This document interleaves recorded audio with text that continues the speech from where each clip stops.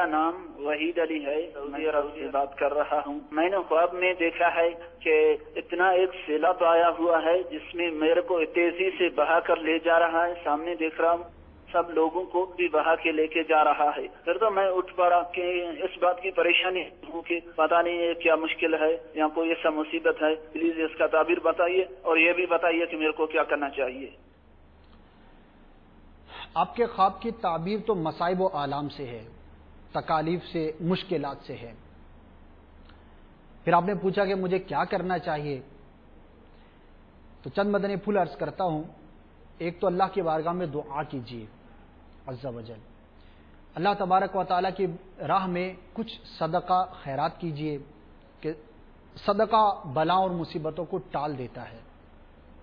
اور تیسرا یہ کہ یہ بھی اپنا ذہن بنائیے کہ اگر واقعی مجھ پر مصائب و آلام آ جائیں تو میں اللہ تبارک و تعالیٰ کی رضا پر راضی رہتے ہوئے صبر کروں گا۔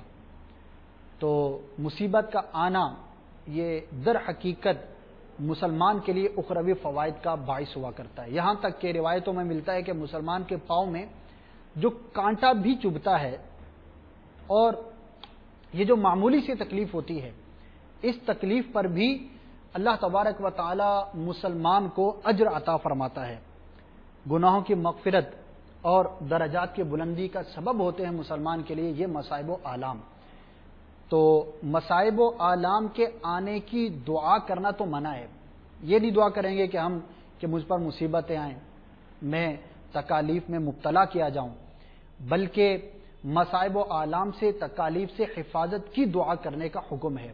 البتہ اگر مصیبت آ جائے، اب ہمیں کیا حکم ہے کہ ہم مصیبت پر صبر اختیار کریں، اور جتنی بڑی مصیبت ہوگی، جتنی بڑی آزمائش ہوگی، اس پر بندہ صبر کرے گا تو اللہ تبارک و تعالیٰ کل بروز قیامت اسے بہت زیادہ اتنا ہی اجر عطا فرمائے گا۔ اور صابرین کے لیے بالخصوص اللہ تبارک و تعالیٰ کی بارگاہ میں بہت بڑے بڑے انعامات کا سامان ہے۔